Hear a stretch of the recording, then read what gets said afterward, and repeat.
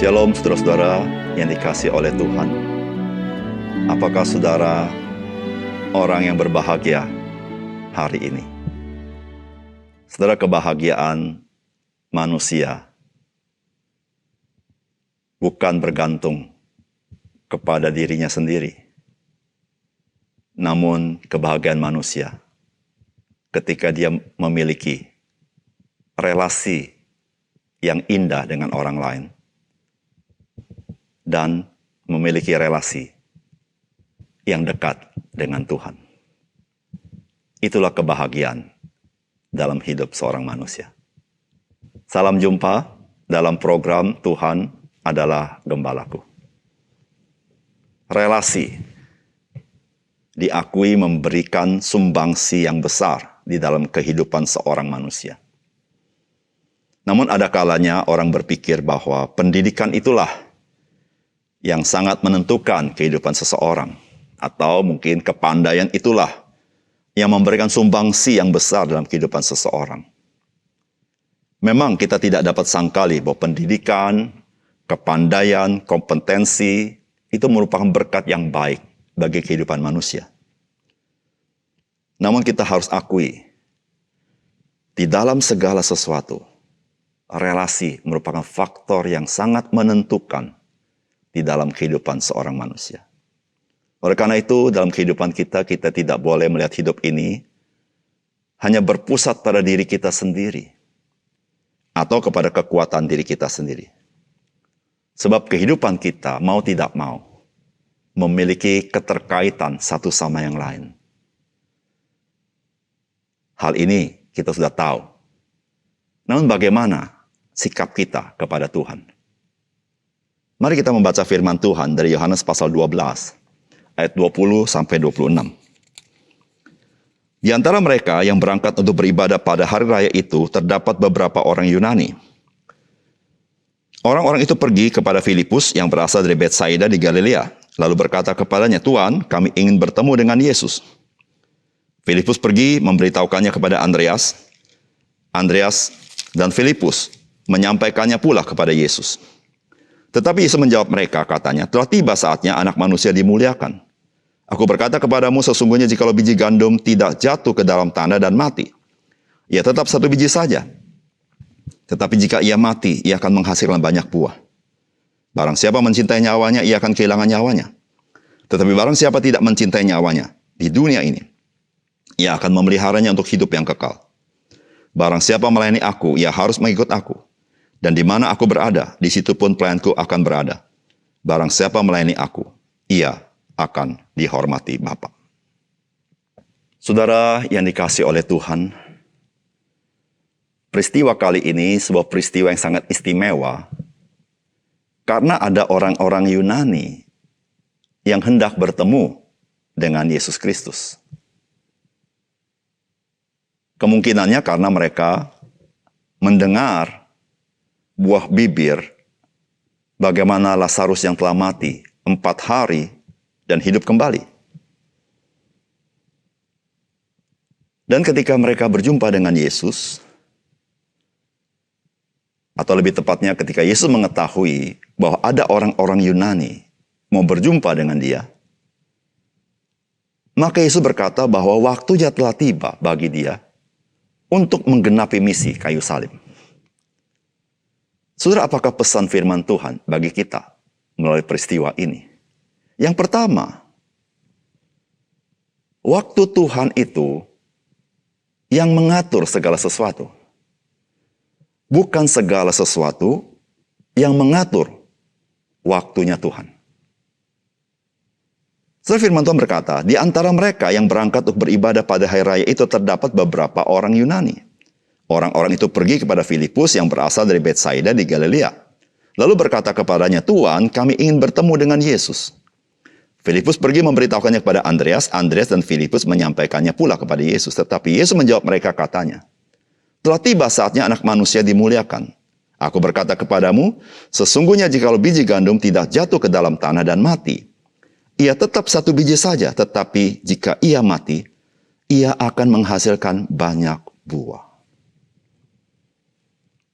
Saudara, mungkin respon Tuhan Yesus bisa mengherankan kita. Kenapa ketika beberapa orang Yunani mau berjumpa dengan Yesus, maka Yesus berkata, waktunya telah tiba. Saudara-saudara, kita harus tahu bahwa Yesus Kristus mati bukan hanya untuk orang Yahudi, tapi dia mati juga untuk orang-orang non-Yahudi. Saudara-saudara, berita Injil sudah didengar oleh orang-orang non-Yahudi, menjadi pendahuluan sebelum berita Injil itu tersebar, seperti yang kita baca di Kisah Para Rasul kepada bangsa-bangsa lain. Saudara yang kasih dalam Tuhan, ketika orang-orang Yunani mau berjumpa dengan Tuhan Yesus, maka sesungguhnya berita tentang Yesus Kristus sudah sampai kepada bangsa lain. Dan Yesus berkata, waktunya telah tiba. Namun satu hal yang perlu kita pahami, bukan karena orang-orang Yunani mau berjumpa dengan Yesus, maka waktunya telah tiba. Tetapi karena waktunya telah tiba, maka orang-orang Yunani itu mencari Yesus. Karena waktu Tuhan, itulah yang menentukan setting segala sesuatu. Bukan setting segala sesuatu yang menentukan waktunya Tuhan. Karena Tuhan tidak bergantung kepada situasi dan kondisi. Saudara yang kasih dalam Tuhan, Yesus mati di kayu salib bukan karena situasi dan kondisi, tetapi karena waktu Tuhan sudah tiba.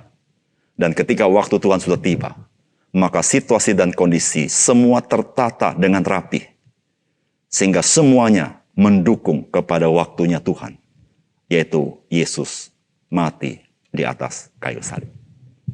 Dan Yesus berkata, jikalau dia tidak mati di kayu salib, maka dia hanya sendiri. Tapi ketika dia mati, maka dia menghasilkan begitu banyak orang yang bisa masuk ke surga, diselamatkan, menjadi buah yang harum, buah yang manis di hadapan Tuhan. Saudara yang kasih dalam Tuhan, waktu Tuhan itu yang mengatur segala sesuatu. Bukan segala sesuatu yang mengatur waktu Tuhan. Oleh karena itu saudara, janganlah kita khawatir, janganlah kita takut. Serahkan hidup kita kepada Tuhan. Mungkin hari ini situasi dan kondisi sepertinya tidak memberikan harapan dalam hidup kita. Tetapi ingatlah, ketika waktu Tuhan tiba, situasi dan kondisi menyesuaikan diri, supaya situasi dan kondisi bisa tunduk kepada waktunya Tuhan. Ketika saudara menyerahkan hidup kepada Tuhan, Tuhan punya waktu untuk menggenapi maksud dan tujuan dalam hidup kita. Marilah kita hidup bagi Tuhan dan berserah kepadanya. Yang kedua,